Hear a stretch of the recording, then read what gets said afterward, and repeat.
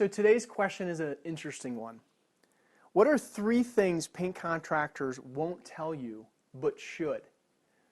Well, being a paint contractor for the last 16 years, I'm pretty familiar with what folks do in my industry to kind of cut corners and aren't necessarily looking out for their customers' best interests or their employees. And so that's where I'm going to start. The first thing that happens in our industry is that paint contractors don't pay their employees like they should. They do a 1099 and subcontract out, even if they are typically an hourly employee. And I would say this problem is so bad, I would say it's as high as 90% of our industry subcontracts out all of their work.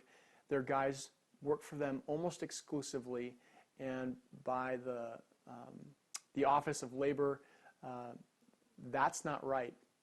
And so a lot of paint contractors could actually get shut down just because of the fines that would be imposed if they got caught doing it.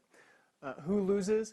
You lose, because then the folks that come to your house are not covered under their workman's comp. So if they get injured, you could be held liable. Other things, the employees they're the ones that are the biggest losers, because A, they're not covered by the workman's comp, and then B, they get held liable for all of their taxes, and that should be done by the paint contractor.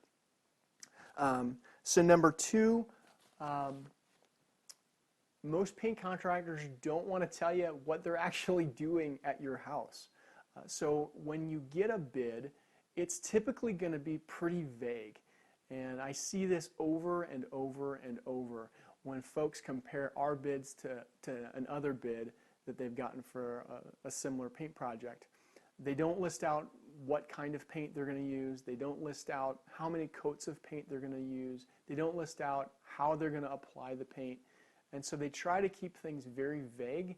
And so they try to get away with, putting a paint project off that's going to be done professionally, but then they don't do it professionally. Walls should be painted with 2 coats as standard. If you're keeping trim the same color, you can get by with 1 coat, but if you're changing your white to another off-white, you're going to need 2 coats, and your paint contractor should let you know that. So those are things that paint contractors are notoriously vague about. And a third thing that paint contractors won't tell you is they don't typically like to tell you how long a paint project is going to take, or that they're working on other projects, but they don't necessarily have the manpower to do multiple projects. A lot of paint contractors take deposits, and so they've got to start a project in order to give the appearance that they're working. We take deposits and we work on multiple projects, but when we start a paint project, our team starts and finishes that paint project from start to completion.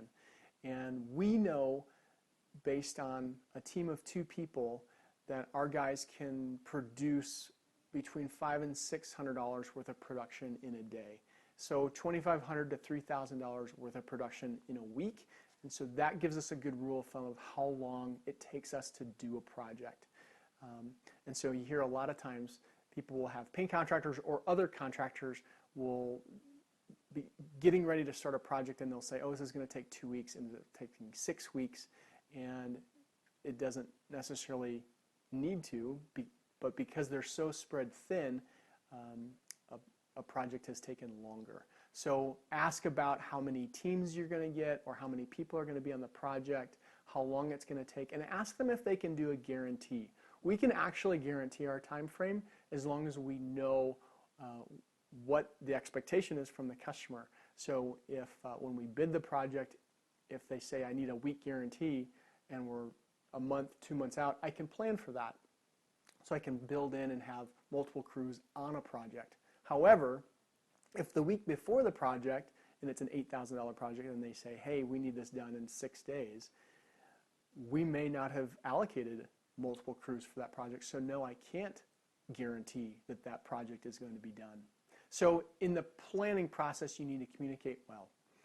So hopefully I've shed some light into the paint contracting world, and hopefully this has been helpful.